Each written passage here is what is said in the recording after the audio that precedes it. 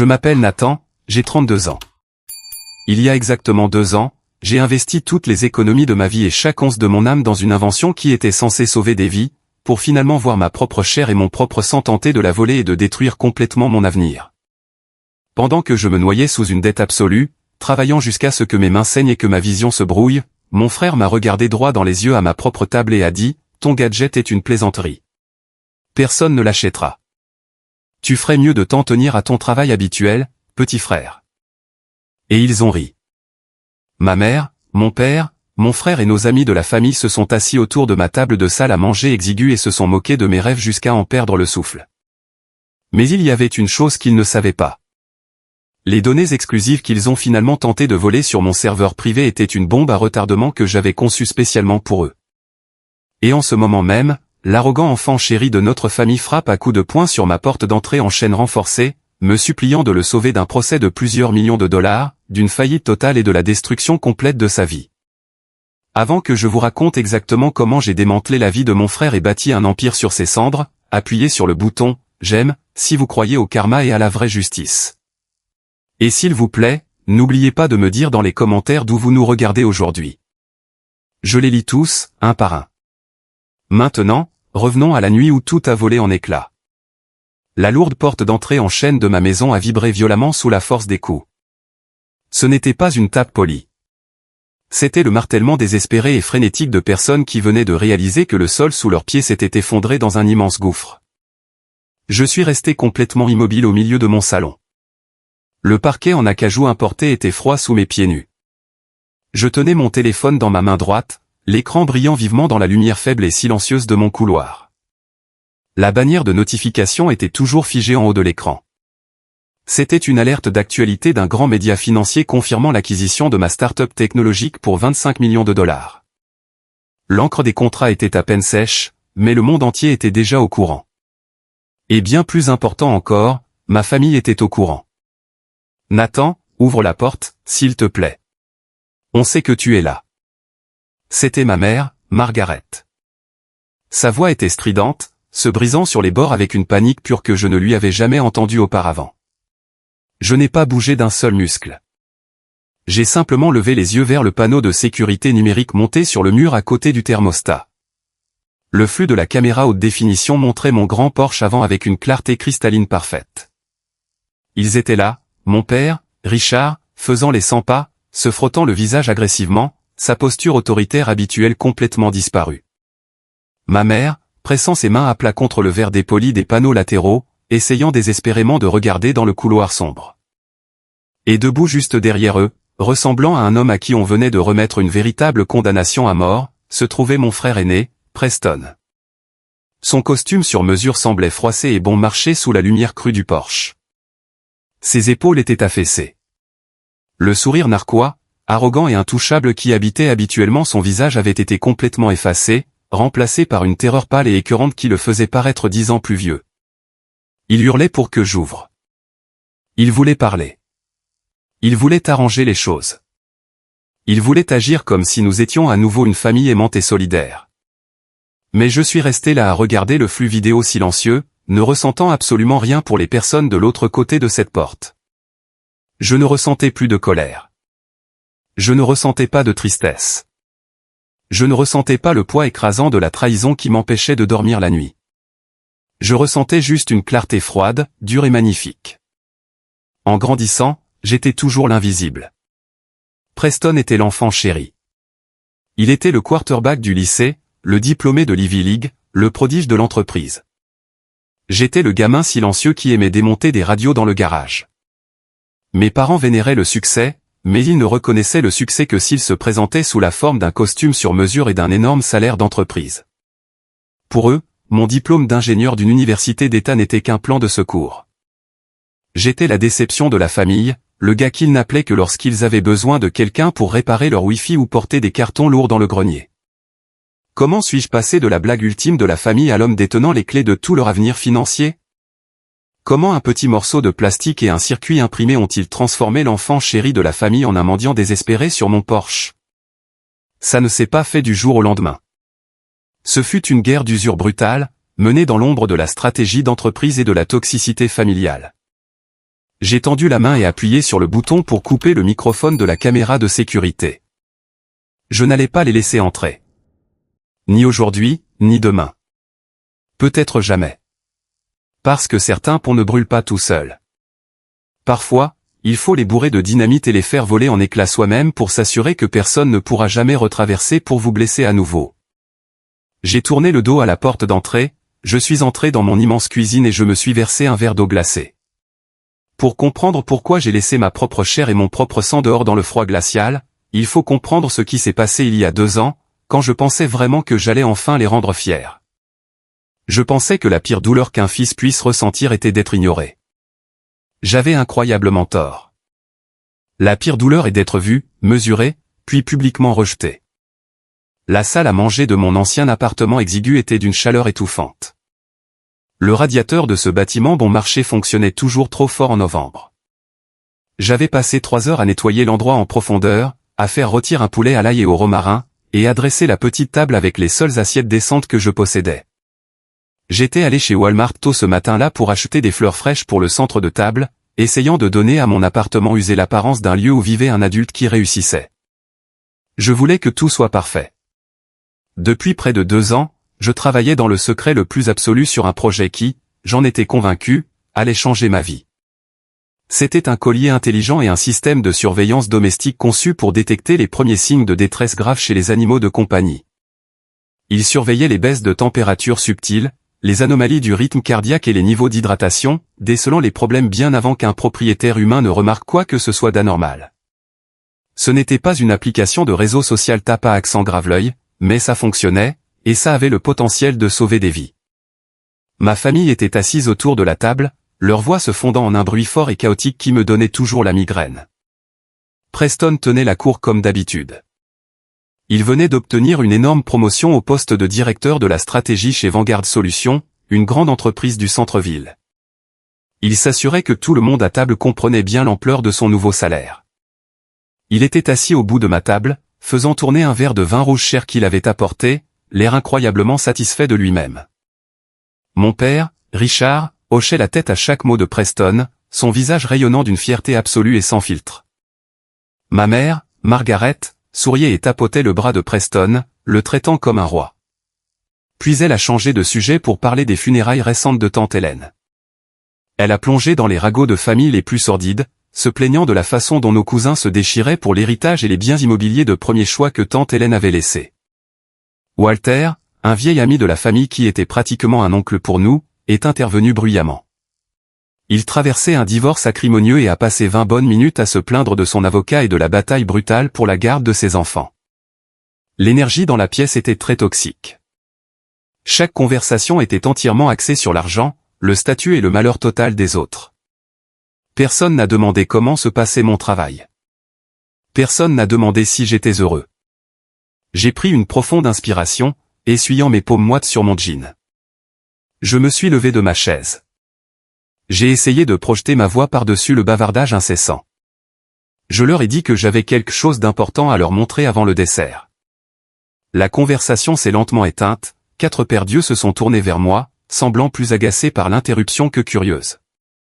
Je me suis dirigé vers le comptoir de la cuisine où mon prototype était caché sous un tissu blanc propre. J'ai retiré le tissu, révélant le collier noir élégant et la petite station de base. J'ai expliqué le concept.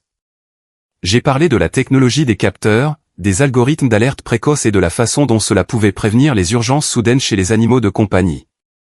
J'ai parlé avec le cœur, expliquant comment j'avais vidé jusqu'au dernier centime de mon ancien fonds d'études juste pour acheter les matières premières pour les circuits. Le silence s'est abattu sur la table quand j'ai fini. J'ai regardé mon père, priant pour un simple signe d'approbation. Il avait juste l'air confus et légèrement embarrassé pour moi. J'ai regardé ma mère.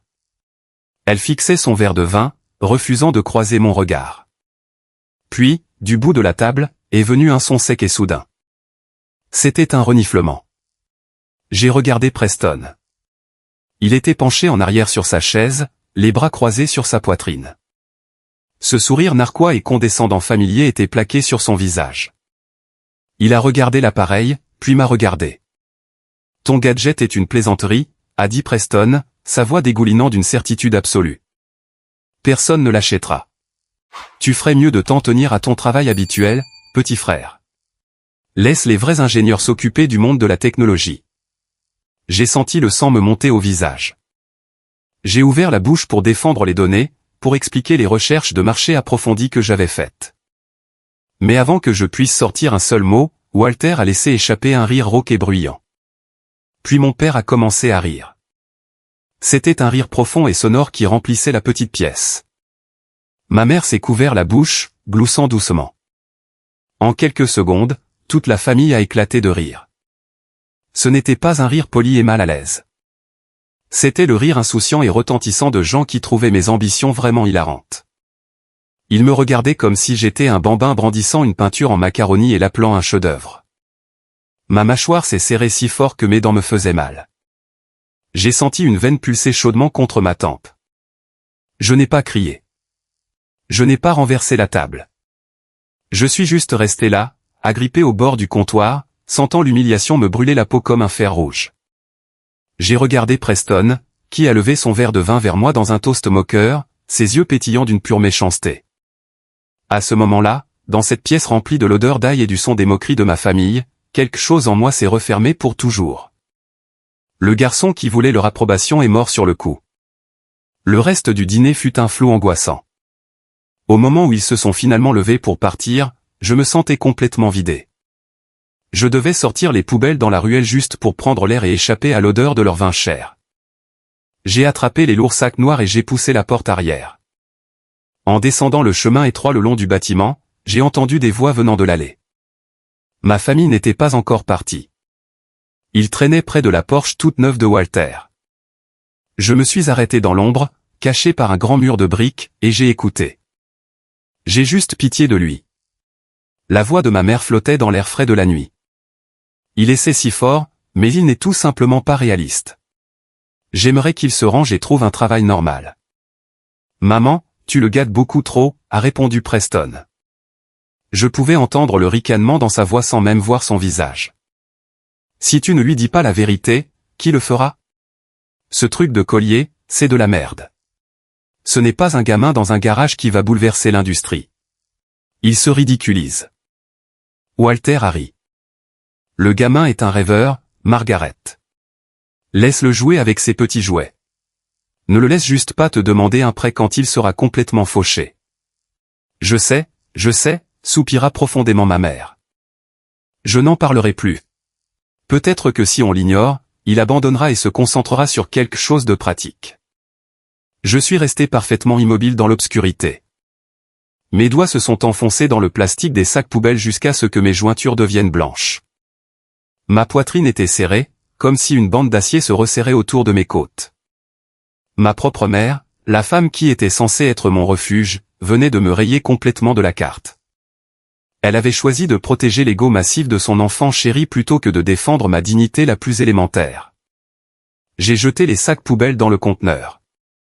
Le lourd couvercle en métal s'est refermé avec un bruit de coup de feu. Je suis rentré dans mon appartement, j'ai verrouillé la porte et je me suis appuyé contre elle. Je n'allais pas être protégé dans cette famille. Si je voulais une place à la table, je devais construire ma propre table, et je devais m'assurer qu'il ne pourrait jamais se permettre de s'y asseoir. J'ai pris mon téléphone et j'ai fait défiler mes contacts jusqu'à trouver Lucas. Lucas était un brillant ingénieur logiciel que je connaissais de l'université. Il était calme, intensément logique, et il ne se souciait pas du statut social. J'ai appuyé sur le bouton d'appel. Il était presque minuit. Nathan, il est tard. Qu'est-ce qui ne va pas, a répondu Lucas, la voix pâteuse de sommeil. J'ai construit le matériel. Les biocapteurs fonctionnent parfaitement, mais le pont du serveur n'arrête pas de ramer, et je ne peux pas écrire le code assez vite pour le réparer avant de manquer d'argent. J'ai besoin d'un partenaire, dis-je, ma voix basse et incroyablement stable. Il y eut une longue pause. Montre-moi les données demain matin, 7 heures au dîner. Pendant les 2 mois suivants, ma vie a cessé d'exister en dehors de cet appartement. Lucas et moi avons partagé les capitaux. J'ai vidé exactement $4000 de mon compte courant pour payer l'espace serveur. J'allais à mon travail de jour dans une entreprise de logistique, fixant d'un air absent des feuilles de calcul pendant 8 heures, m'inquiétant pour mon 401K inexistant, puis je me précipitais à la maison pour souder des cartes mères jusqu'à ce que mes yeux saignent. Lucas arrivait à 18h et tapait furieusement jusqu'à 2h du matin. Chaque fois que je sentais mes yeux se fermer. Chaque fois que mon dos me faisait si mal que j'avais envie de crier. Je me forçais à me souvenir du son du rire retentissant de mon père. J'imaginais le sourire narquois de Preston. C'était un carburant sombre et toxique, mais il brûlait avec une chaleur incroyable. Nous construisions quelque chose de réel. Mais plus nous nous approchions d'un produit fini, plus la pression devenait lourde. Nous avions recruté une douzaine d'amis pour nous laisser attacher les colliers prototypes à leurs chiens pour un test bêta. Nous avons engagé un gars nommé Félix, un promeneur de chiens local, pour gérer la distribution physique des colliers et recueillir les commentaires quotidiens. Je lui ai versé une petite allocation provenant des toutes dernières de mes économies. Je lui faisais confiance. Ce fut ma première erreur massive dans le monde des affaires. Je pensais que la partie la plus difficile de la création d'une entreprise était la technologie. J'avais tellement tort. La partie la plus difficile est de survivre aux gens qui essaient de vous poignarder dans le dos. C'était un mardi soir, il pleuvait fort dehors par la fenêtre de mon appartement. La phase de test en était à sa 7e semaine éprouvante. Nous étions si près de stabiliser la version finale du firmware. J'étais assis à mon bureau en train d'examiner les journaux d'utilisateurs de nos bêta-testeurs quand j'ai remarqué une anomalie bizarre sur le serveur backend. Le pic de trafic de données ne provenait pas des colliers pour chiens envoyant des informations à notre serveur. Il provenait du serveur qui était téléchargé de manière agressive. Quelqu'un extrayait des paquets de données massifs. Il prenait nos algorithmes de biocapteurs exclusifs, les schémas matériels bruts que j'avais téléchargés pour Lucas, et les résultats complets des tests utilisateurs. Mon sang se glaça complètement. J'ai immédiatement verrouillé l'accès administratif et j'ai commencé à tracer l'adresse IP de la demande de téléchargement. Mes doigts volaient sur le clavier mécanique. « Lucas, viens ici », ai-je aboyé. Il a accouru de la cuisine, une part de pizza froide à moitié mangée à la main. « Qu'est-ce qui ne va pas ? Regarde ce trafic sortant. » J'ai montré l'écran lumineux. Quelqu'un vient de cloner tout notre dossier de développement. Tous les schémas, toute l'architecture du code, tout a disparu. Lucas a laissé tomber la pizza sur une serviette en papier. Tu plaisantes ? On s'est fait pirater ? Non, dis-je, mes yeux suivant l'historique des commandes. Ce n'était pas une attaque par force brute. Quelqu'un a utilisé des identifiants autorisés. Ils se sont connectés via le portail de gestion bêta. J'ai affiché l'ID utilisateur associé au téléchargement massif. C'était le compte de Félix, le promeneur de chiens que nous avions engagé. Lucas fronça les sourcils, complètement déconcerté. Pourquoi un promeneur de chiens volerait-il nos schémas algorithmiques très complexes ? Il ne le ferait pas, dis-je, ma voix se durcissant comme de l'acier. Il ne sait pas faire la différence entre une résistance et un condensateur. Il récupère ces données pour quelqu'un d'autre. J'ai senti une torsion écœurante dans mon ventre, un instinct primaire m'avertissant d'un danger absolu. J'ai ouvert le terminal et j'ai lancé un traceroute sur l'adresse IP à laquelle Félix avait transféré les données. Elle a rebondi sur 2 serveurs proxy, mais l'adresse IP de destination finale n'était pas assez bien masquée pour quelqu'un avec le niveau de compétence de Lucas. Lucas s'est penché par-dessus mon épaule, exécutant un script rapide pour identifier le registre du bloc IP final. Quand le nom de l'entreprise est apparu à l'écran, le souffle m'a complètement manqué. On pouvait lire « Vanguard Solutions », l'entreprise où mon frère Preston était le directeur de la stratégie. J'ai fixé les lettres lumineuses sur l'écran. La pièce m'a soudain semblé très petite et l'air est devenu glacial. Ce n'était pas un simple vol d'entreprise. C'était une tentative d'assassinat calculée, venant de l'intérieur de ma propre famille. Preston ne s'était pas seulement moqué de moi à cette table. Il avait reconnu l'immense valeur financière de l'idée, avait décidé que j'étais bien trop incompétent pour la réaliser et avait décidé de me la voler sous le nez.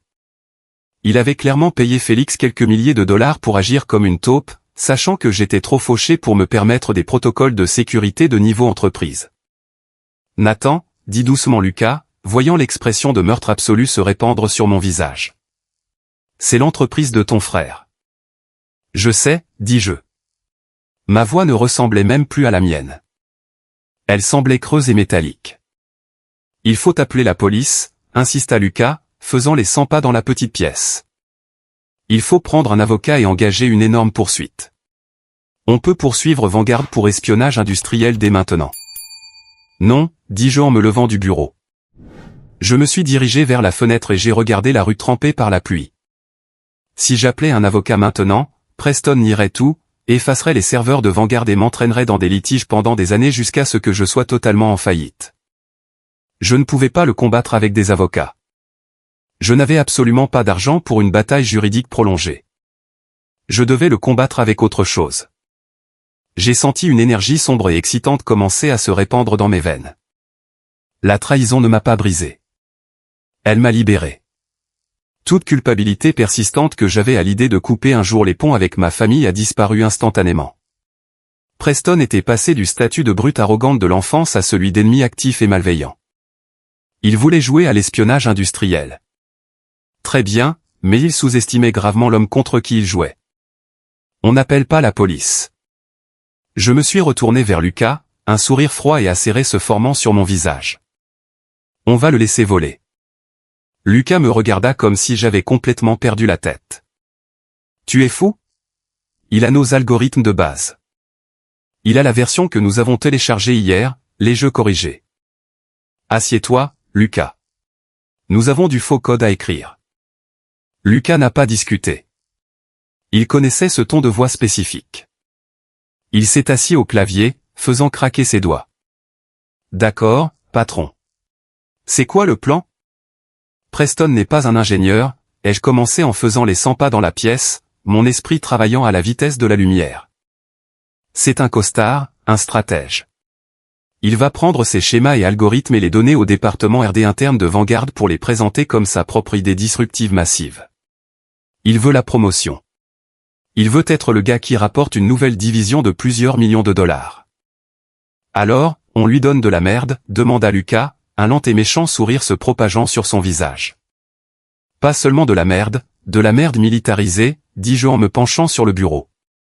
Si on se contente de casser le code, ces gars de la R&D le repéreront immédiatement lors d'une simulation et se rendront compte que le fichier est corrompu.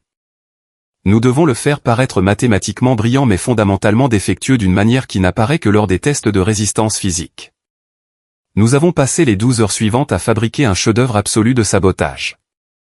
Lucas a modifié l'algorithme de température de base. Il a écrit une belle chaîne de code très complexe qui semblait impeccable au premier coup d'œil, mais enfouie au plus profond de la séquence logique se trouvait une erreur fatale.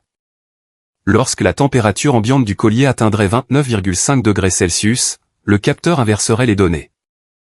Il dirait à la station de base que le chien était en train de mourir de froid, déclenchant des pannes matérielles en cascade massive. Je suis allé dans les schémas matériels et j'ai modifié les chemins de tension. J'ai échangé les valeurs de résistance sur les régulateurs de puissance. Sur le papier, cela ressemblait à une conception d'économie d'énergie très efficace. En réalité, si quelqu'un construisait un prototype physique en utilisant ces spécifications, la batterie au lithium surchaufferait et ferait fondre le boîtier en plastique dans les 20 minutes suivant sa mise en marche. C'était un véritable risque d'incendie. C'est diabolique, marmonna Lucas en compilant les faux fichiers. Si une équipe de R&D d'entreprise construit ça et le présente à un conseil d'administration, le truc va littéralement prendre feu sur la table de conférence. Exactement, dis-je, les yeux rivés sur l'écran. Nous avons débloqué le portail d'accès de Félix. Nous avons placé les fichiers empoisonnés dans un dossier intitulé « Prototype final-bas-mètre » et l'avons laissé bien en évidence. Puis nous avons attendu. Ça n'a pas pris longtemps. À 23h45, les journaux du serveur se sont allumés. Le compte de Félix s'est connecté. Nous avons regardé la barre de progression en temps réel pendant que les faux fichiers étaient téléchargés. L'IP sortante menait directement à Vanguard Solutions. Je me suis penché en arrière sur ma chaise, entrelaçant mes doigts derrière ma tête. Une vague de profonde satisfaction m'a envahi. Preston avait mordu à l'hameçon. Il allait entrer dans la salle du conseil de son entreprise, le torse bombé, prétendant avoir révolutionné l'industrie technologique, et il allait donner à ses patrons une bombe à retardement. Très bien, dis-je en attrapant ma veste. Le piège est tendu. Maintenant, je dois aller le regarder dans les yeux. J'ai envoyé un SMS à Preston pour lui demander s'il avait le temps de prendre un café près de son bureau du centre-ville le lendemain matin. Il a répondu presque instantanément, dégoulinant d'un charme fin. Je suis arrivé tôt au café chic en face de la tour Vanguard. À 9 heures précises, Preston est entré. Il portait un costume bleu foncé, rayonnant de cette confiance suffisante qui ne vient que lorsqu'on pense être le plus malin de la pièce. « Nathan, regarde-toi. Tu as l'air épuisé, dit-il en se glissant sur la chaise en face de moi. Il posa sa montre chère sur la table, s'assurant que la lumière captait le cadran. Comment avance le petit projet pour animaux de compagnie dans le garage? Il sondait le terrain. Il voulait savoir si j'avais remarqué le vol de données. Je l'ai regardé, vraiment regardé. J'ai vu la pure cupidité, le manque total de respect pour mon humanité. Ça se passe bien, en fait, dis-je, en gardant ma voix parfaitement égale. Nous finalisons l'architecture de base aujourd'hui. Ça devrait être prêt pour une présentation majeure bientôt. Le sourire de Preston s'élargit d'une fraction. Ravi de l'entendre. Rappelle-toi juste que le monde des affaires est brutal. Il y a beaucoup de requins qui cherchent à voler une bonne idée. Tu dois être prudent. J'ai pris une longue gorgée de mon café noir. Il était assis là à me faire la leçon sur les requins alors que ses serveurs digéraient actuellement le poison que je venais de lui servir. Tu sais, tu as absolument raison, Preston, dis-je, ma voix douce. En fait, mes journaux de sécurité ont montré une activité très intéressante sur nos serveurs la nuit dernière. Quelqu'un a téléchargé les fichiers maîtres. La main de Preston a tressailli. Le faux sourire s'est figé une demi-seconde. Tu es sérieux? Tu t'es fait pirater? Je t'avais dit que tu étais dépassé par les événements. Oh, ils en ont eu beaucoup, dis-je en me penchant en arrière. Mais ce qui est drôle avec les voleurs, Preston, c'est qu'ils ne sont généralement pas aussi malins que les gens qui ont réellement construit la technologie. Ils prennent ce qu'ils voient en surface. Quiconque a volé mes données aura une très mauvaise surprise s'il essaie de les utiliser. Voler un plan ne signifie pas que vous savez comment construire la maison, surtout si l'architecte a intentionnellement dessiné les murs porteurs au mauvais endroit. J'ai vu la couleur pâlir légèrement de son visage. L'allure arrogante dans ses yeux a vacillé. Il a changé de poids, retirant son bras de la table. Il s'est raclé la gorge, ajustant sa cravate coûteuse. Eh bien, tu devrais probablement appeler un avocat, Nathan. Impliquer les autorités. Je n'ai pas besoin d'un avocat, Preston, dis-je doucement en me levant. Le problème va se résoudre de lui-même très bientôt. Je me suis retourné et je suis sorti du café, le laissant assis seul avec sa fausse inquiétude et ses fichiers corrompus volés. Je pensais que le pire était passé. J'avais tendu le piège, mais l'univers a une drôle de façon de vous tester juste avant que vous n'atteigniez la ligne d'arrivée. Je me trompais tellement en pensant être en sécurité. Quand je suis rentré à l'appartement, Lucas faisait les 100 pas, l'air d'une épave nerveuse. Il s'était rongé les ongles jusqu'au vif. Comment ça s'est passé, a-t-il demandé dès que j'ai franchi la porte. Il a mordu à l'hameçon et il est terrifié, dis-je en enlevant ma veste et en la jetant sur le canapé. Mais on ne peut pas encore célébrer. Nous avons besoin d'un acheteur avant que Vanguard ne réalise que les fichiers qu'ils ont volés sont de la pure camelote. Lucas a arrêté de faire les 100 pas et s'est dirigé vers son bureau. Il a ramassé un morceau de papier cartonné épais de couleur crème. Drôle que tu dises ça, ceci est arrivé par coursier pendant que tu étais parti. J'ai pris l'enveloppe. À l'intérieur se trouvait une invitation formelle imprimée sur du papier épais. Elle venait de Victor, le PDG d'Apex Capital, l'une des sociétés de capital risque les plus agressives et prestigieuses de la Silicon Valley. Nous étions formellement invités à présenter notre système lors d'une présentation technologique privée à Palo Alto le vendredi à 10 heures. Mon cœur battait la chamade contre mes côtes. C'était la porte d'entrée dans la cour des grands. Si nous impressionnions Victor, la partie était terminée. Puis mon téléphone a sonné. L'identifiant de l'appelant affichait le nom de ma mère. J'ai laissé le téléphone sonner 4 fois avant de répondre, gardant les yeux rivés sur l'invitation d'Apex Capital. Nathan, où étais-tu? La voix de Margaret était tendue de déception exaspérée. Je travaillais, maman, ai-je répondu sèchement, en fixant les lettres dorées sur l'invitation. Eh bien, tu dois trouver du temps ce week-end, a-t-elle exigé, son ton passant à ce registre autoritaire familier. C'est la fête du 50e anniversaire de Walter vendredi. Il a loué le country club. Toute la famille y va. Ton père s'attend à ce que tu sois là. Vendredi, Le jour exact de la présentation à Victor à Palo Alto. Il y a une semaine, ce conflit m'aurait causé une immense anxiété, je me serais tordu en quatre, essayant de trouver un moyen de leur faire plaisir sans sacrifier mes propres objectifs. Mais debout dans mon salon, tenant le ticket d'or pour mon avenir, je ne ressentais qu'une limite froide et dure. Je ne peux pas venir, maman, dis-je simplement. J'ai une réunion d'affaires vendredi en Californie. Il y eut une brusque inspiration de l'autre côté de la ligne. Une réunion d'affaires pour ce truc de collier pour chien. Nathan, sois sérieux. Walter est un ami de cette famille depuis des décennies. Tu ne vas pas manquer son anniversaire marquant pour aller jouer à l'inventeur sur la côte ouest. Ce n'est pas une négociation. Maman, je n'y vais pas. Laisse-moi lui parler. J'ai entendu la voix lourde de mon père grogner en arrière-plan. Le téléphone a été passé et Richard est arrivé en ligne. Nathan, écoute-moi très attentivement, aboya mon père, dégoulinant d'autorité. Tu fais honte à cette famille. Tu vis dans un appartement exigu. Tu n'as pas de vraie carrière. Preston amène son nouveau vice-président à cette fête. Tu vas mettre un costume, te présenter et te comporter comme un frère solidaire. Tu me comprends? J'ai imaginé le visage suffisant de Walter assis dans sa Porsche. J'ai imaginé Preston, un voleur d'entreprise, attendant que je baisse la tête et que je joue mon rôle de raté de la famille. J'ai imaginé ma mère se tenant à l'écart et me regardant me faire démolir juste pour maintenir la paix. Papa, dis-je, ma voix baissant, devenant basse et dure. Je me fiche de l'anniversaire de Walter. Je me fiche du vice-président de Preston, et j'en ai fini de m'excuser pour ma vie. Vous m'avez traité comme une ordure. Vous voulez juste que je sois là pour que Preston ait l'air bien en comparaison. C'est fini. Ne m'appelez plus tant que vous n'aurez pas appris à me respecter. J'ai appuyé sur le bouton rouge pour mettre fin à l'appel. L'appartement était silencieux. Je venais de couper le cordon. J'avais officiellement déclaré la guerre à ma propre famille. J'ai regardé Lucas, prépare le prototype. Nous avons un avion à prendre. Nous avons atterri à San José le jeudi après-midi. L'air était lourd et chaud. Nous avons conduit une voiture de location bon marché jusqu'à un motel bas de gamme près du lieu de l'événement de Palo Alto. Nous n'avions pas l'argent pour un hôtel de luxe. La chambre sentait le tabac froid et l'eau de Javel bon marché. Il y avait 2 lits jumeaux et un petit bureau bancal poussé contre le mur. Lucas a immédiatement installé le boîtier de protection sur le bureau, branchant la station de base dans la prise murale pour effectuer un dernier test de diagnostic avant que nous essayions de dormir.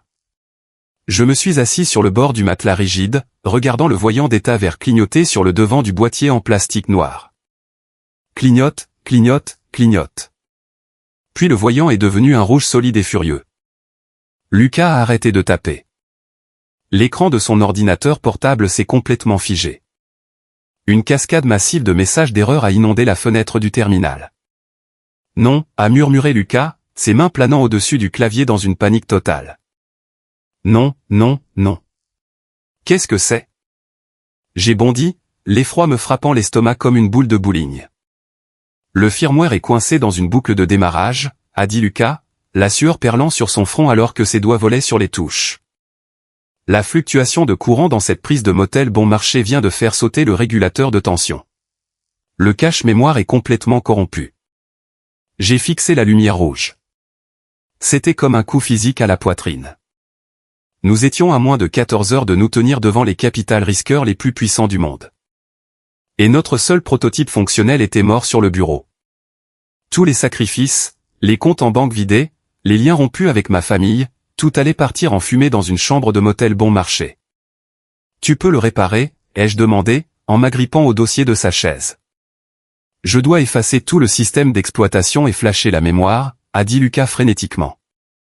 Mais l'architecture de base est trop lourde. Si j'essaie de réinstaller toute la suite, il faudra 20 heures pour tout recompiler. Nous n'avions pas 20 heures. Les murs de la chambre de motel semblaient se refermer sur moi. L'univers jouait un tour cruel. Preston allait gagner. Il allait voler mes données corrompues, trouver comment les réparer avec les ressources massives de Vanguard, et je me retrouverais avec absolument rien. J'ai fermé les yeux. J'ai pris une profonde inspiration tremblante. Je ne pouvais pas laisser la panique gagner. J'ai ouvert les yeux et j'ai regardé les journaux d'erreur à l'écran. Ne réinstalle pas toute la suite, dis-je, ma voix étonnamment calme. Lucas me regarda. Si je ne le fais pas, nous n'avons qu'un demi-produit à leur montrer. Je m'en fiche, ai-je répondu en montrant l'écran. Coupe le suivi du sommeil. Coupe les mesures d'hydratation. Réduis le système d'exploitation à sa plus simple expression. Donne-moi juste les signes vitaux de base, le rythme cardiaque et la température. Fais-le léger. Fais-le à l'épreuve des balles. Tu peux faire ça avant 8 heures du matin. Lucas a fixé l'écran, calculant les chemins logiques dans sa tête. Il a serré les dents. Ça va être un bricolage brutal. L'interface aura l'air incroyablement brute. Victor n'investit pas dans une jolie interface, ai-je dit, dure comme la pierre. Il investit dans les mathématiques. Fais-le. Pendant les 10 heures suivantes, cette chambre de motel est devenue une cocotte minute. Lucas n'a pas dormi. Il a bu 3 boissons énergisantes et a fixé l'écran jusqu'à ce que ses yeux soient injectés de sang. Je me suis assis par terre, vérifiant manuellement les connexions physiques sur le circuit imprimé, remplaçant le régulateur de tension grillé par un de rechange de notre boîte à outils. À 6h30, alors que le soleil commençait à poindre à travers les rideaux fins, jetant une lumière grise sur la pièce, la lumière rouge a vacillé, est devenue jaune, puis s'est stabilisée sur un verre solide et magnifique. Le système était vivant. Il était brut. Il était dépouillé, mais il était fonctionnel. On est reparti, a rappelé Lucas, en refermant brusquement son ordinateur portable. Nous avons emballé le matériel, épuisé, mais prêt pour la guerre. J'ai enfilé mon costume anthracite bon marché, noué ma cravate et je suis sorti vers la voiture de location. Je ne savais pas que le vrai choc m'attendait à l'intérieur de la salle de conférence d'Apex Capital. Car lorsque j'ai poussé ces portes en verre, la dernière personne que je m'attendais à voir assise à la table des investisseurs était mon frère.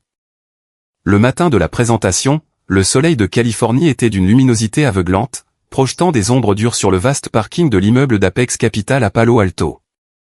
C'était un vendredi, le jour exact où j'étais censé porter un costume rigide dans un country club chez moi, jouant le rôle du jeune frère solidaire et silencieux pour la fête du 50e anniversaire de Walter. Au lieu de cela, je me tenais devant une structure massive d'acier et de baies vitrées allant du sol au plafond qui ressemblait plus à une forteresse moderne qu'à un immeuble de bureau. Le parking était une mer de luxe. J'ai vu 3 modèles différents de Porsche, quelques Range Rover personnalisés, et une Ferrari noire mat garée près de l'entrée des cadres. Lucas et moi sommes arrivés dans une voiture de location économique cabossée qui sentait légèrement le vieux café et le désodorisant bon marché. Nous n'avions pas notre place ici, du moins pas visuellement. Mais la mallette en plastique renforcée dans les mains de Lucas contenait la seule chose qui comptait vraiment dans ce code postal, un avantage. Nous avons franchi les doubles portes coulissantes en verre pour entrer dans un hall qui ressemblait à l'intérieur d'un vaisseau spatial. Les sols étaient en béton poli, si propres qu'ils reflétaient l'éclairage encastré au-dessus. La climatisation était parfaitement réglée, dégageant une odeur très subtile de cèdre et d'agrumes coûteux. Nous nous sommes approchés du bureau d'accueil en marbre incurvé et élégant. La réceptionniste, une jeune femme portant un casque et un blazer impeccablement taillé, a à peine levé les yeux lorsque nous avons donné nos noms. Elle nous a remis 2 badges de visiteurs imprimés sur du papier cartonné mat épais et nous a indiqué un long couloir incroyablement lumineux. En descendant le couloir, la réalité de la situation a commencé à peser lourdement sur ma poitrine. À notre gauche et à notre droite se trouvaient des salles de conférence aux murs de verre. À l'intérieur, j'ai vu la réalité brutale de la Silicon Valley. J'ai vu des fondateurs de startups dans la mi-vingtaine, transpirant complètement à travers leurs chemises chères, gesticulant sauvagement devant des tableaux blancs, présentant des applications et des algorithmes à des rangées d'investisseurs silencieux au visage de pierre. J'ai vu un gars ranger son ordinateur portable, ses mains tremblant si violemment qu'il a fait tomber son cordon d'alimentation 2 fois. L'énergie dans ce bâtiment n'était pas créative ou collaborative. Elle était prédatrice. C'était là que les rêves étaient soit financés, soit violemment démantelés. Nous sommes arrivés au bout du couloir et avons poussé les lourdes portes en acajou de la salle de conférence B. La pièce était immense, pouvant facilement accueillir 20 personnes autour d'une gigantesque table en bois poli. Un mur entier était en verre, offrant une vue panoramique sur les collines verdoyantes de la vallée. Assis au bout de la table se trouvait Victor. C'était un homme d'une 50aine d'années, aux yeux bleus perçants comme de la glace, aux cheveux argentés coupés avec une précision militaire, et à l'aura silencieuse et dangereuse d'un homme qui pouvait détruire la valorisation d'une entreprise d'un seul coup de téléphone. Il était le PDG d'Apex Capital. Assise à sa droite se trouvait Diana, un membre du conseil d'administration très respecté, connu pour son intense concentration sur l'intégration de technologies humaines. Elle avait l'air vive, nous analysant dès que nous sommes entrés. Assis à la gauche de Victor se trouvait Dominique, un conseiller en évaluation des risques tristement célèbre. Dominique avait la réputation de démolir les jeunes startups technologiques pour son propre amusement. Mais ce n'était ni Victor, ni Diana, ni Dominique qui ont fait geler entièrement le sang dans mes veines. Assis à l'autre bout de la longue table en acajou, penché en arrière dans un fauteuil de direction en cuir moelleux et arborant un sourire suffisant et totalement prédateur, se trouvait Preston, mon propre frère. Il portait son badge d'entreprise de Vanguard Solutions accroché au revers d'un costume bleu foncé sur mesure qui coûtait plus cher que ma voiture. Ses cheveux étaient parfaitement coiffés. Il ressemblait à un roi attendant qu'un paysan le divertisse. Je me suis arrêté net juste à l'entrée. Lucas m'a heurté l'épaule, suivant mon regard le long de la table. J'ai senti une soudaine et massive montée d'adrénaline pure inonder tout mon système. C'était un choc électrique chaud qui a instantanément dissipé l'épuisement de la nuit blanche dans cette terrible chambre de motel. Mon esprit a couru, assemblant les pièces à la vitesse de la lumière. Preston n'était pas seulement là pour assister à une présentation par coïncidence. Vanguard Solutions était clairement l'un des partenaires d'entreprise invités par Apex Capital pour observer les présentations, une pratique industrielle standard pour rechercher des synergies d'entreprise ou des cibles d'acquisition. Preston s'était stratégiquement manœuvré dans cette salle spécifique pour me voir échouer. Il voulait m'humilier publiquement devant les titans de l'industrie, et probablement s'assurer que Victor rejette ma technologie pour que Vanguard puisse intervenir plus tard avec leur version volée et corrompue, prétendant l'avoir mieux construite. Nos regards se sont croisés à travers la longue table. Le silence entre nous était assourdissant. Preston m'a fait un signe de tête lent, presque imperceptible. C'était le regard d'un prédateur reconnaissant sa proie piégée. Il était pleinement confiant que j'allais monter sur le podium, brancher une machine cassée et me ridiculiser complètement sur la plus grande scène de ma vie. Il croyait vraiment détenir toutes les cartes gagnantes. Il pensait que mon refus d'assister à la fête d'anniversaire de Walter n'était qu'un bluff désespéré. Je n'ai pas bronché. Je n'ai pas détourné le regard. J'ai regardé mon frère droit dans les yeux, et j'ai laissé un minuscule sourire acéré comme une lame de rasoir toucher le coin de ma bouche. Je me suis dirigé vers l'avant de la pièce, j'ai posé la mallette de protection sur le podium en bois élégant et j'ai ouvert les loquets métalliques. Le claquement métallique a résonné brusquement dans la pièce silencieuse. J'ai tendu la main, j'ai sorti la station de base brute et dépouillée, et je l'ai posée fermement sur la table. Bonjour, ai-je commencé, ma voix incroyablement stable, projetant un niveau de confiance absolue que j'avais forgé dans le feu du désespoir pur. Je m'appelle Nathan, et voici mon ingénieur en chef, Lucas. Nous sommes ici aujourd'hui pour vous montrer comment nous allons redéfinir fondamentalement l'industrie de la santé animale, qui pèse plusieurs milliards de dollars. Avant même que je puisse finir mon introduction, Dominique, le conseiller en risque, a soupiré bruyamment et a cliqué son stylo en titane contre son bloc-notes jaune. Nathan, nous avons vu 3 présentations de technologie pour animaux de compagnie cette semaine seulement.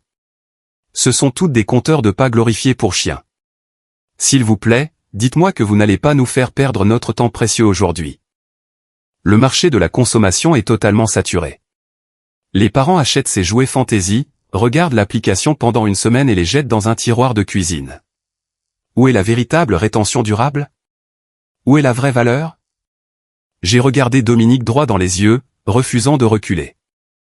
La valeur, c'est la vie ou la mort, Dominique. Pendant que d'autres entreprises se concentrent sur le comptage des pas, et que certains départements de stratégie d'entreprise sont occupés à essayer de voler des algorithmes fondamentalement défectueux juste pour s'assurer leur prochaine promotion. Nous nous concentrons sur la prévention des urgences médicales mortelles avant même qu'elles ne se produisent. J'ai fait une pause intentionnelle, laissant ces mots lourds de sens flotter dans l'air. J'ai jeté un coup d'œil le long de la table et j'ai vu la mâchoire de Preston se serrer presque invisiblement. Il avait compris la référence. J'ai branché la station de base sur l'écran d'affichage principal au mur.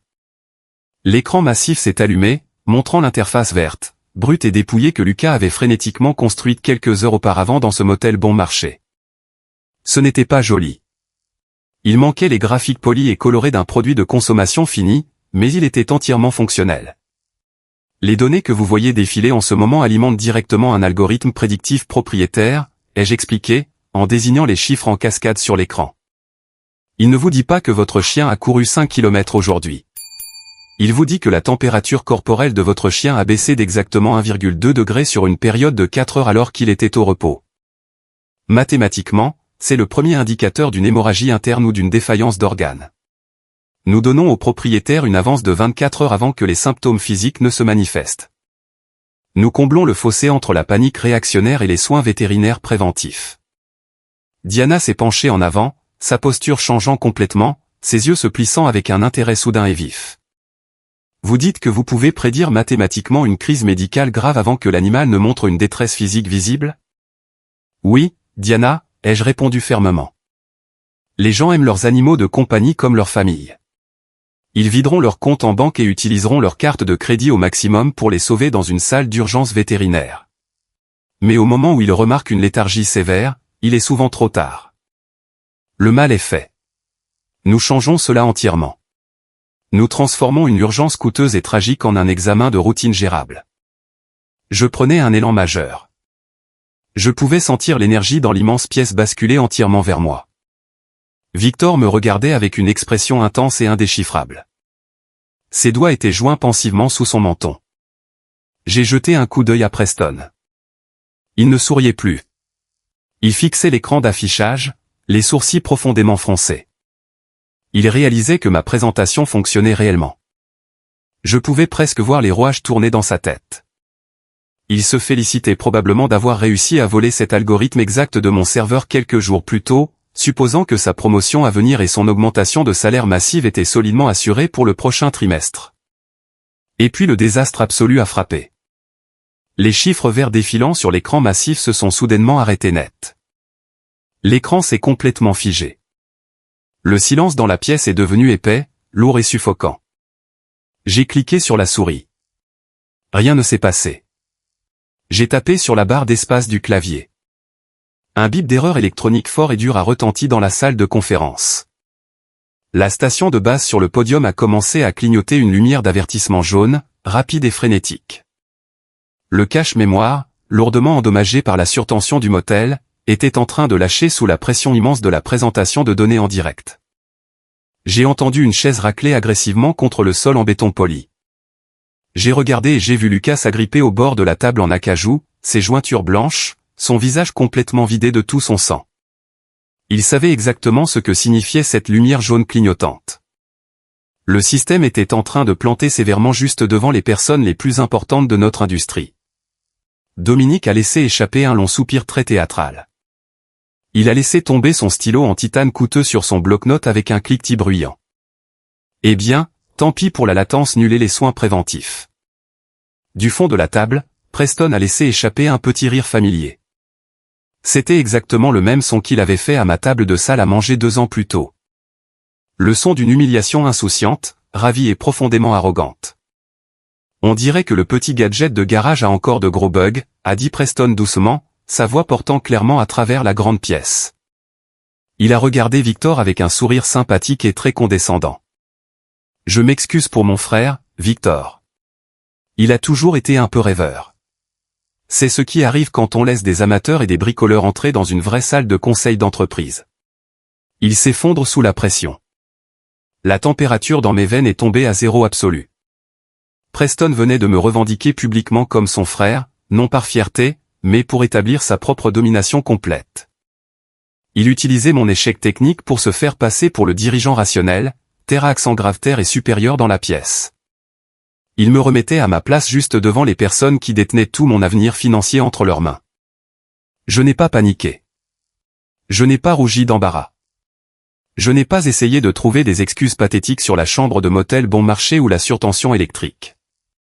Chaque insulte, chaque nuit blanche, chaque moment de désespoir pur que j'avais enduré au cours des 2 dernières années s'est instantanément cristallisé en une concentration dure comme le diamant. Je me suis éloigné du podium et je me suis dirigé directement vers l'écran d'affichage figé. La technologie tombe en panne, dis-je, ma voix résonnant fort et fermement dans la pièce silencieuse.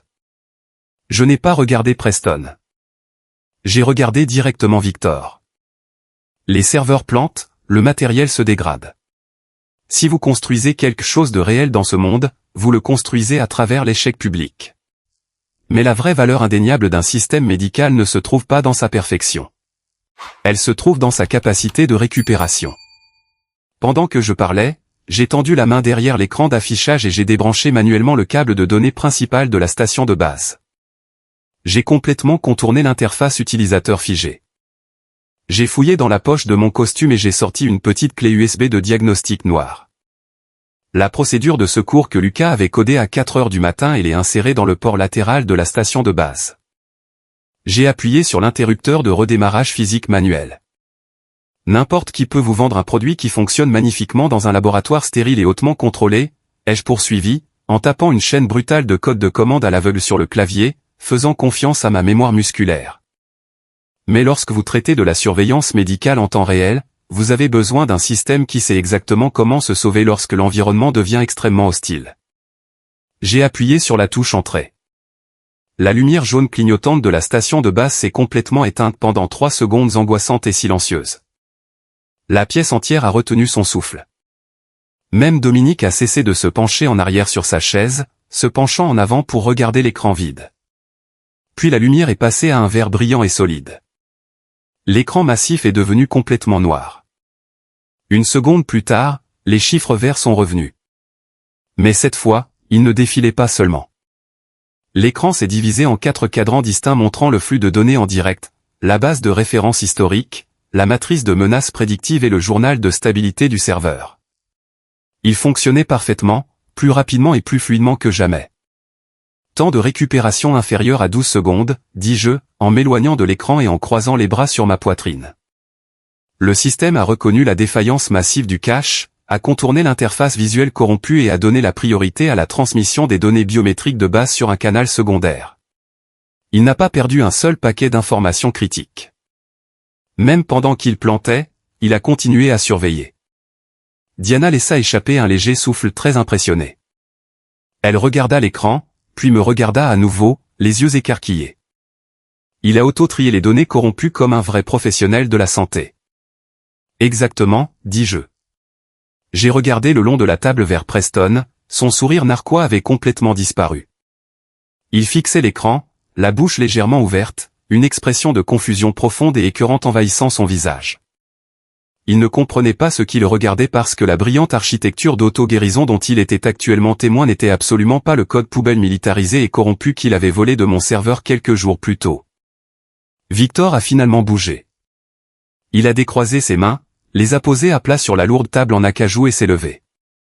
C'était une figure imposante, et quand il s'est levé, toute la pièce est devenue silencieuse. Il ne regardait plus l'écran. Il me regardait droit dans les yeux. « Nathan », dit Victor, sa voix profonde et très résonante dans la pièce silencieuse. Je suis assis dans cette même pièce depuis 20 ans. J'ai vu des milliers de présentations. J'ai vu des fondateurs pleurer.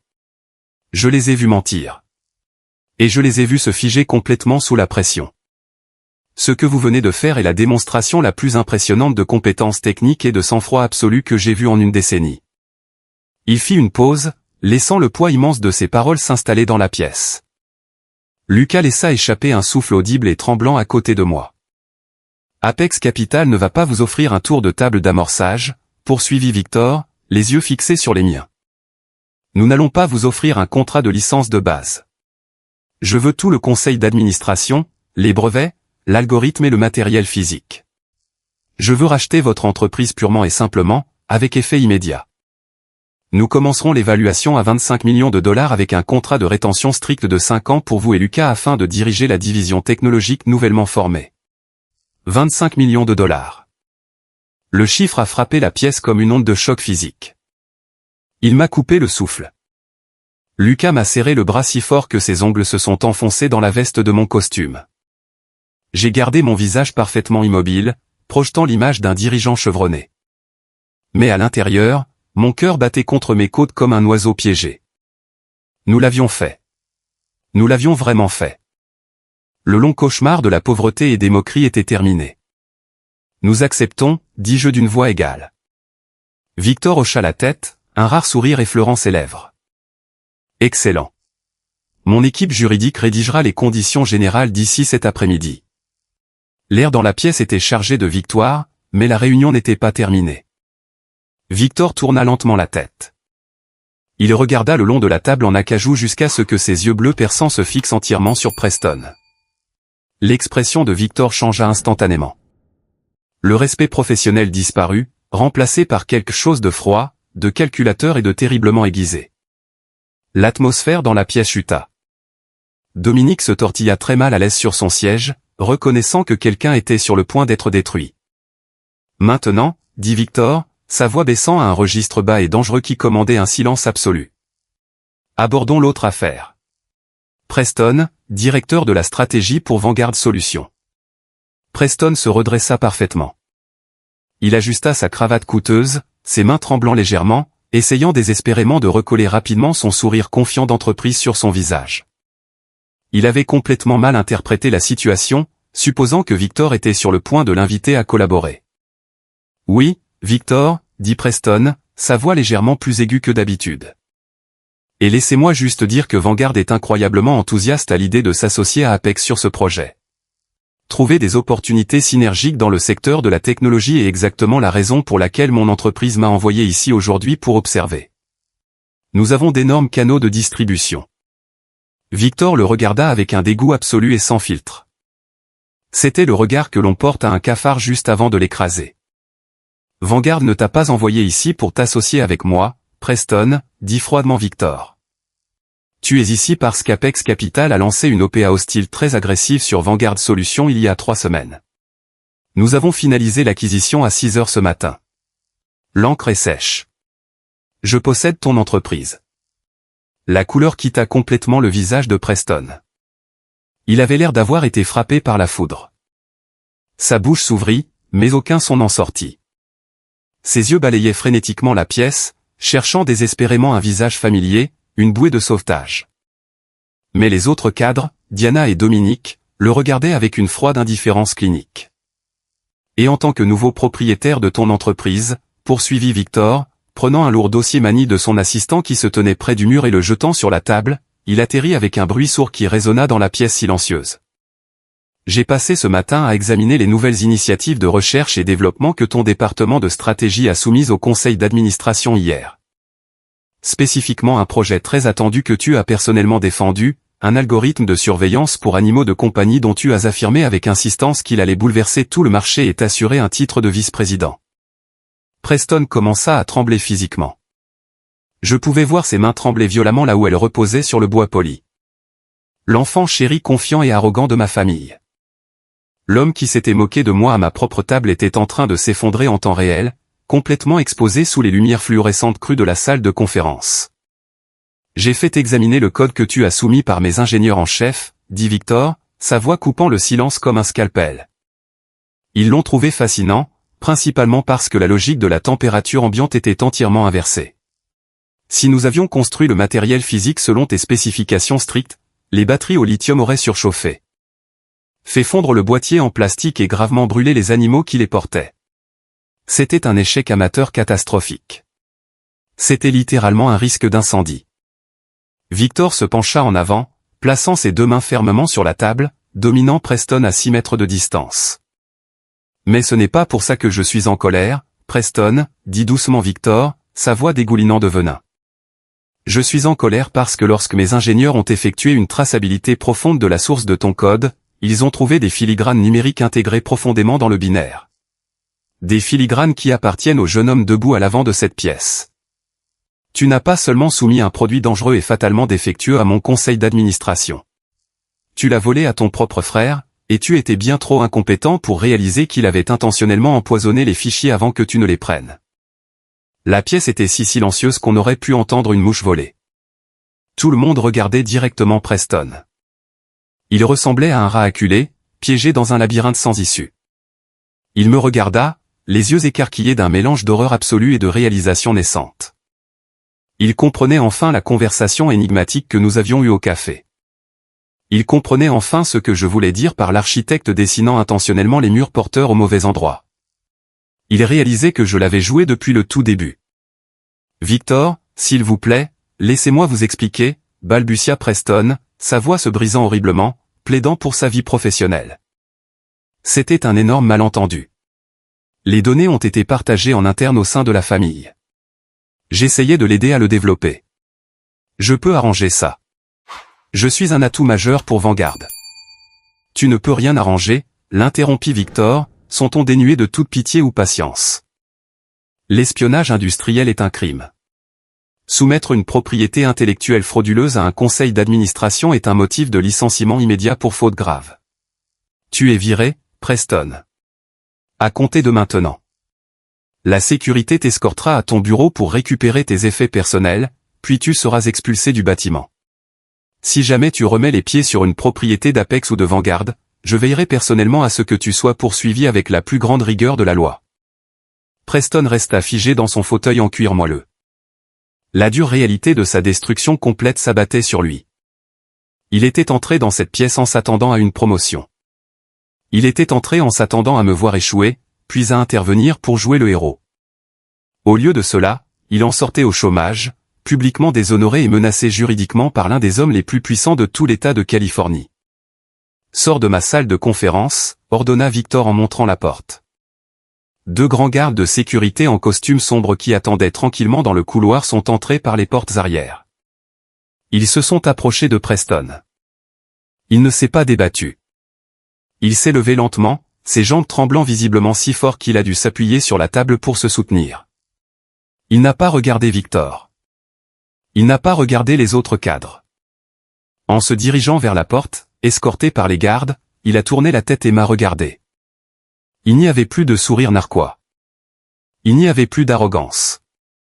Il n'y avait que le regard vide et brisé d'un homme qui avait enfin rencontré une conséquence grave. Il ne pouvait pas manipuler, mentir ou acheter sa sortie. Je l'ai regardé droit dans les yeux. Je n'ai pas souri. Je n'ai pas jubilé. Je n'ai pas dit un seul mot. Je lui ai juste fait le même signe de tête lent et imperceptible qu'il m'avait fait quand je suis entré dans la pièce.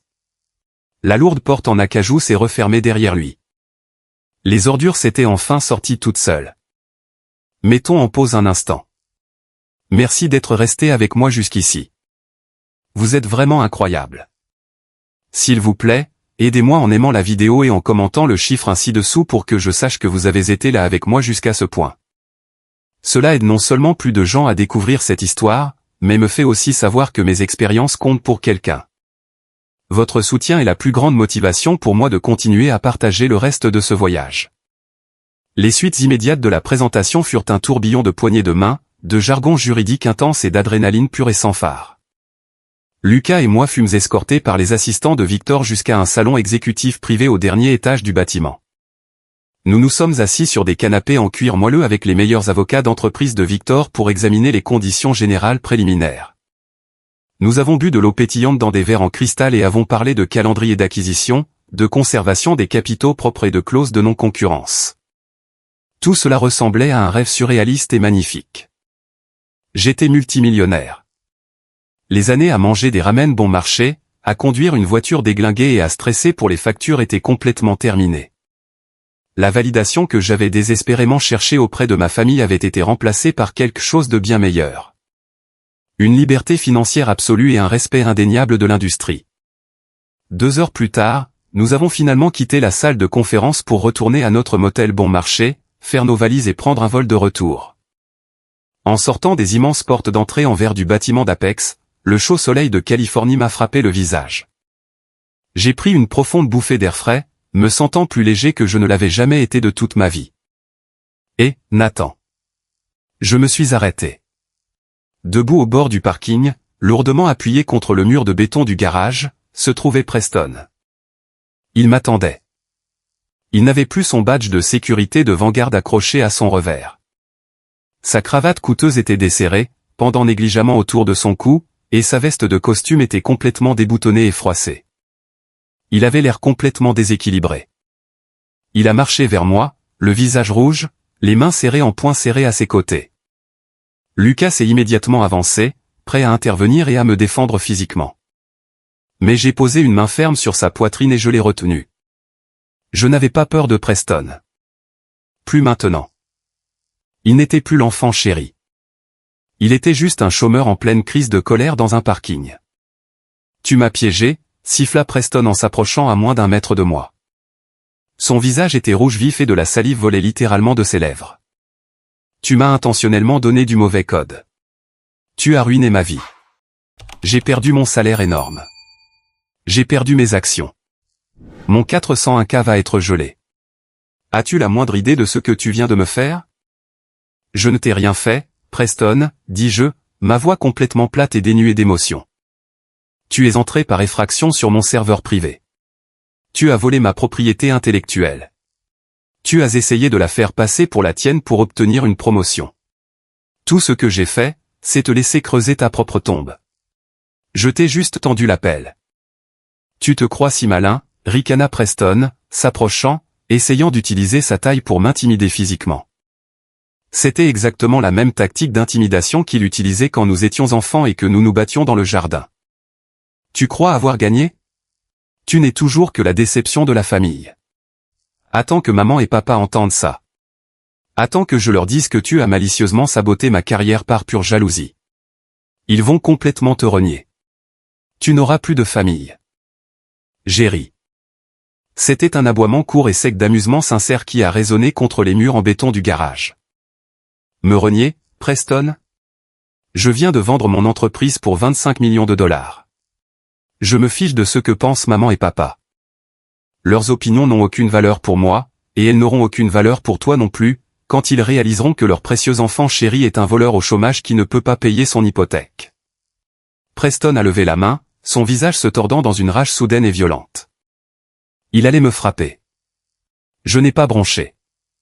Je l'ai juste regardé, le défiant de lancer un coup de poing, sachant que cela ne se terminerait qu'avec lui menotté par la police. Avant qu'il ne puisse frapper, une voix douce et très autoritaire a fendu l'air. Je vous déconseillerais fortement de faire ça, Preston. Nous nous sommes tous les deux retournés. Sortant du bâtiment d'Apex se trouvait Harrison, l'avocat d'entreprise principal que Victor avait assigné à mon compte. Harrison portait un costume 3 pièces impeccable et portait une fine mallette en cuir. Il s'est approché avec des pas mesurés et confiants et s'est tenu directement entre moi et Preston. « Qui diable êtes-vous » a lâché Preston, le poing toujours serré. « Je suis le conseiller juridique principal d'Apex Capital » a dit calmement Harrison, en ajustant ses lunettes. Il a fouillé dans la poche de sa veste et a sorti un document juridique plié et impeccable. Il l'a tendu à Preston, le pressant contre sa poitrine. Ceci est une mise en demeure formelle accompagnée d'un accord de non-divulgation strict. Il stipule qu'il vous est interdit de contacter Nathan, Lucas ou tout employé d'Apex Capital. Il vous interdit également de discuter publiquement des événements de la réunion d'aujourd'hui ou de la technologie propriétaire que vous avez tenté de voler. Preston a fixé le papier comme s'il était couvert de venin. Je ne signe pas cette merde. Vous n'êtes pas obligé, a souri Harrison. Un sourire de prédateur d'entreprise glaçant.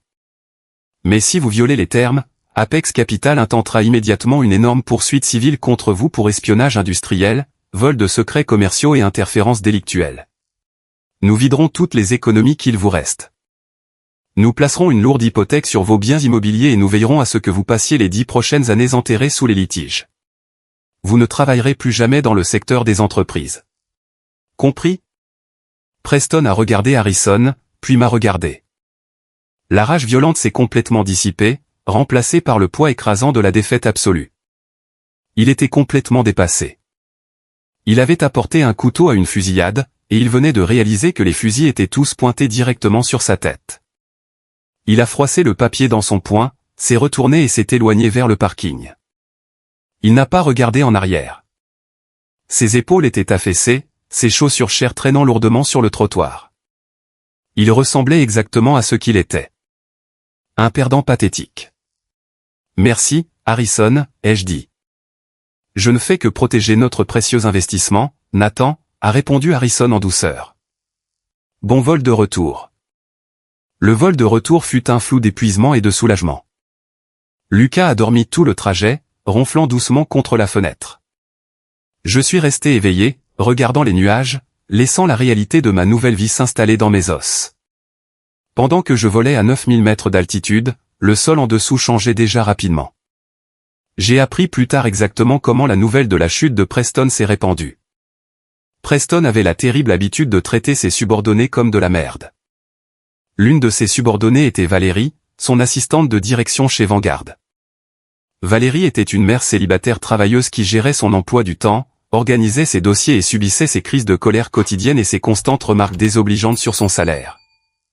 Lorsque Victor a renvoyé Preston, les RH de Vanguard ont immédiatement verrouillé le bureau de Preston et saisi son ordinateur portable d'entreprise.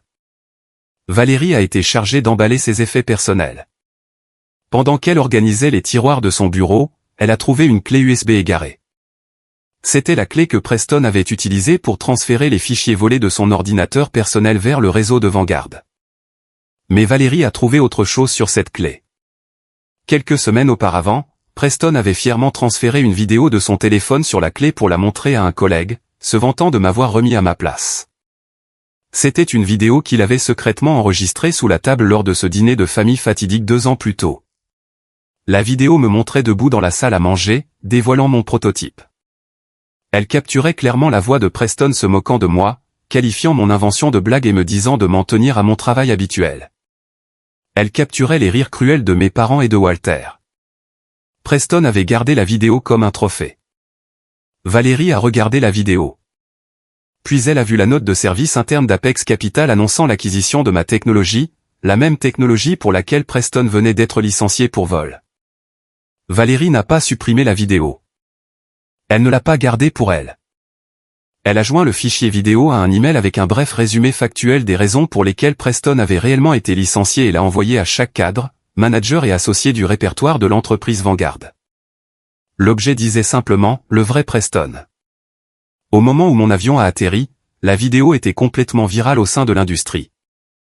Preston n'était pas seulement licencié. Il était professionnellement anéanti. Le récit était une poésie parfaite et brutale. Le dirigeant arrogant qui s'était moqué de l'invention de son frère en difficulté avait été surpris en train d'essayer de la voler et s'était fait renvoyer par l'entreprise même qui achetait la technologie. Sa réputation était réduite en cendres. Aucune entreprise respectable n'embaucherait jamais un homme pris en flagrant délit d'une trahison d'entreprise aussi flagrante et humiliante. Il était un passif ambulant, et les retombées ne se sont pas arrêtées au niveau de l'entreprise. Les ragots de l'industrie ont inévitablement fuité dans la communauté locale. Walter, l'ami de la famille qui traînait encore son ex-femme dans un divorce acrimonieux et aimait se pavaner en ville dans sa Porsche, a entendu les rumeurs par un ami avocat. Walter a immédiatement appelé mon père, Richard. Mes parents avaient passé toute leur vie à cultiver une image de perfection. Ils exhibaient Preston comme un poney de spectacle à chaque réunion de l'association des propriétaires et à chaque dîner de Thanksgiving. Maintenant, toute la communauté savait que leur enfant chéri était un fraudeur, un voleur et un échec. Et pire encore, ils savaient que le fils qu'ils avaient traité comme une blague était maintenant un multimillionnaire qui avait à lui seul détruit la carrière de son frère. 3 semaines calmes et incroyablement paisibles se sont écoulées. Lucas et moi avons déménagé nos opérations dans de nouveaux bureaux élégants au centre-ville. Nous avons embauché une brillante équipe d'ingénieurs. Nous avons finalisé les transferts de brevets et avons vu l'énorme virement bancaire d'Apex Capital arriver sur notre compte bancaire d'entreprise nouvellement créé. C'était une somme d'argent stupéfiante. Je n'ai pas eu un seul mot de ma famille pendant ces 3 semaines. Le silence était de l'or pur. Je savais qu'ils faisaient face aux horribles retombées sociales du licenciement de Preston. Je savais que la honte les rongeait. Ils étaient probablement trop paralysés par la pure gêne pour même décrocher le téléphone. Puis, un mardi matin, l'embargo médiatique strict a été levé. Apex Capital a officiellement annoncé l'acquisition à la presse. Les médias financiers ont immédiatement repris l'histoire. Les titres étaient partout. Une start-up courageuse et sous-financée révolutionne la santé animale et se fait racheter pour 25 millions de dollars par un titan de la Silicon Valley. Mon nom était partout. Ma photo était sur les blogs d'affaires. L'histoire de l'inventeur de garage qui réussit était irrésistible. À 8h15, mon téléphone a vibré sur mon nouveau comptoir de cuisine en marbre. C'était un SMS de Walter. Nathan, j'ai toujours su que tu avais ça en toi. Oublie ce que les autres ont dit. J'ai toujours cru en ta vision. Fais-moi savoir si tu as besoin de conseils pour gérer ce genre de capital ou pour investir dans l'immobilier. Allons déjeuner. J'ai supprimé le SMS. À 8h20, un autre SMS est arrivé. Celui-ci de la fille de tante Hélène, la cousine qui s'était battue pour l'héritage. Oh mon Dieu, Nathan, je viens de voir les nouvelles. Nous sommes tous si fiers de toi. Ça fait trop longtemps. J'ai aussi supprimé ce SMS. L'hypocrisie était nauséabonde. C'étaient les mêmes personnes qui s'étaient assises à ma table et avaient ri jusqu'à en perdre le souffle. Maintenant, elles sortaient du bois, prétendant avoir été mes plus grands supporters depuis le début. Elles sentaient l'argent et soudain, mes péchés passés d'être pauvre et ambitieux étaient complètement pardonnés. J'ai mis mon téléphone en silencieux et je l'ai jeté sur le canapé. Je me fichais de leurs fausses félicitations. Je me fichais de leur affection soudaine et désespérée. Je vivais dans une très belle maison maintenant. J'avais quitté l'appartement exigu et acheté une propriété moderne et isolée avec une grande cour avant bien entretenue et une lourde porte en chêne renforcée. C'était calme. C'était sûr. C'était mon sanctuaire. Puis la sonnette a retenti. Ce n'était pas un carillon poli. Il a été immédiatement suivi de coups forts et frénétiques sur le bois lourd de la porte d'entrée. Les requins avaient senti le sang dans l'eau. Mais les plus désespérés n'utilisent pas le téléphone. Ils se présentent chez vous. Ce qui nous ramène exactement là où l'histoire a commencé. Je me tenais dans mon salon, regardant le flux de la caméra de sécurité haute définition sur le panneau mural. Mon père, Richard, ma mère, Margaret, et Preston se tenaient sur mon porche, hurlant mon nom, me suppliant d'ouvrir la porte. Nathan, s'il te plaît, nous devons te parler, a crié ma mère, pressant son visage près du panneau latéral en verre dépoli. Je les ai observés pendant un long moment. J'ai regardé mon père faire les 100 pas, l'air dépouillé de toute son autorité habituelle, les épaules voûtées. J'ai regardé Preston se tenir en arrière, ressemblant à une coquille vide de l'homme qu'il était. Son arrogance avait complètement disparu. Il avait juste l'air fatigué, vaincu et complètement brisé. Je me suis lentement dirigé vers la porte d'entrée. Je ne l'ai pas déverrouillée. J'ai juste appuyé sur le bouton de l'interphone sur le panneau mural. « Qu'est-ce que vous voulez ?» ai-je demandé. Ma voix est sortie par le haut-parleur externe sur le porche. Forte et cristalline. Ils ont tous les trois sursauté. Ils se sont attroupés autour du haut-parleur comme des noyés cherchant une bouée de sauvetage. Nathan, mon fils, a commencé mon père, essayant d'injecter son ancienne autorité retentissante dans sa voix, mais elle a lamentablement failli. Ouvre la porte. Nous sommes une famille. Nous ne devrions pas faire ça par un haut-parleur. Nous devons parler de ce qui s'est passé. Nous ne sommes pas une famille, Richard, ai-je dit froidement. Nous partageons une génétique. C'est tout. Maintenant, dites-moi pourquoi vous violez ma propriété privée ou j'appelle la police pour vous faire expulser de force. Mon père a visiblement tressailli à l'utilisation de son prénom. Il a baissé les yeux sur ses chaussures. Preston s'est avancé. Il a levé les yeux vers l'objectif de la caméra. Ses yeux étaient cerclés de rouge et injectés de sang. Nathan, s'il te plaît, a supplié Preston, sa voix tremblante, dépouillée de toute son ancienne puissance. Je suis ruiné. Je ne trouve pas de travail. L'industrie m'a complètement mis sur liste noire après la fuite de cette vidéo. Mes comptes en banque sont gelés à cause des frais de justice dont Vanguard me menace. Je vais perdre ma maison le mois prochain. J'ai besoin de ton aide. Tu as 25 millions de dollars. Tu pourrais lâcher une fraction de cet argent et me sauver. Je suis ton frère. J'ai appuyé mon front contre le bois frais de la porte. L'audace absolue de la situation était stupéfiante. Il avait essayé de voler le travail de ma vie. Il avait essayé de ruiner mon avenir. Et maintenant, il voulait que je le sauve avec l'argent même qu'il avait tenté de voler. Tu n'es pas mon frère, Preston, ai-je dit à travers l'interphone. Tu es un voleur qui s'est fait prendre. Tu as parié que j'étais faible et tu as tout perdu. Je ne paierai pas tes dettes de jeu. Nathan, arrête ça, a crié ma mère, de nouvelles larmes coulant sur son visage. Il a fait une erreur. Il était sous une forte pression au travail pour une promotion. Tu ne peux pas simplement l'abandonner à tout perdre. C'est ton sang. Il n'a pas fait une erreur, maman, ai-je répliqué, ma voix montant en volume, résonnant sur le porche. Il a pris une décision très calculée pour me détruire, et tu l'as laissé faire. Le silence sur le porche était assourdissant. Ma mère fixait la caméra, sa poitrine se soulevant. De quoi parles-tu ? A demandé mon père, l'air vraiment confus. Il a regardé ma mère. Margaret, que veut-il dire ? Ma mère a couvert sa bouche de ses mains tremblantes. Elle a détourné le regard de la caméra, refusant de croiser les yeux de mon père. Dis-le lui, maman, ai-je dit à travers le haut-parleur. Dis à papa ce que tu savais. Elle a secoué la tête violemment, sanglotant. Je ne pensais pas qu'il le ferait vraiment. Faire quoi ? A exigé mon père, en lui saisissant fermement le bras. Margaret, qu'est-ce qu'il a fait ?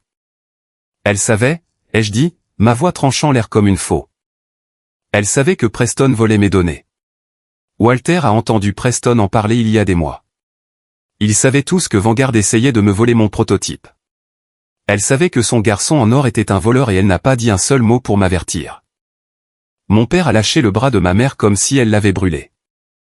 Il a fait un pas en arrière, la regardant comme si elle était une parfaite inconnue.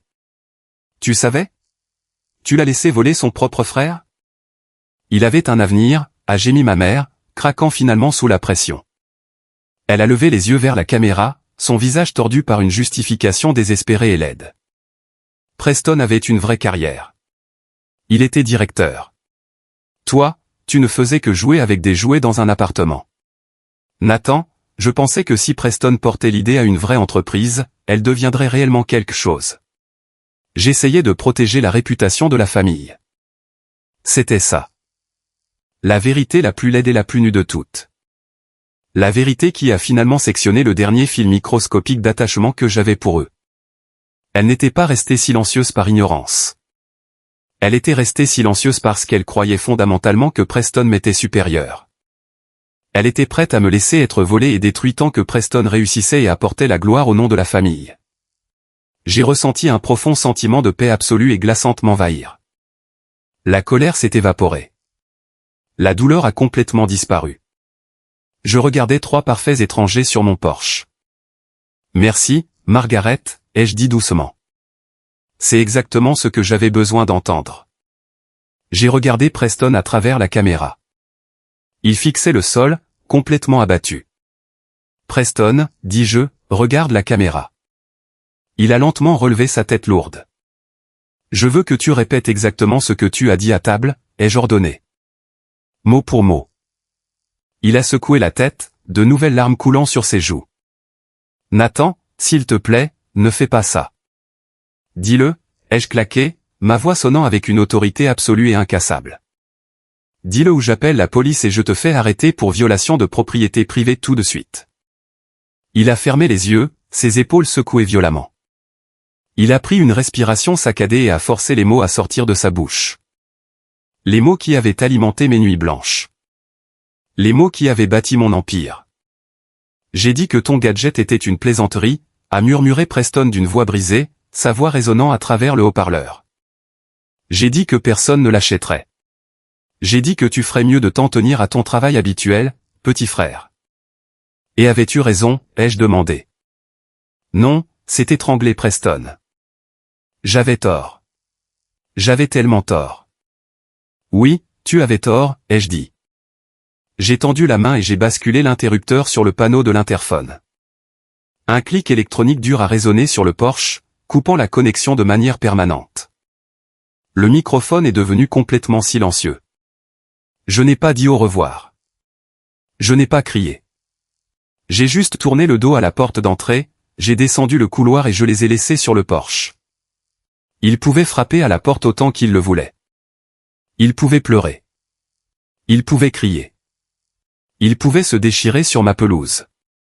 Je n'allais pas les laisser entrer. Ni aujourd'hui. Ni demain. Jamais. Je suis entré dans ma cuisine calme et ensoleillée. Je me suis versé une tasse de café frais et je me suis tenu près de la fenêtre. La maison était complètement silencieuse. Ce n'était pas un silence de solitude.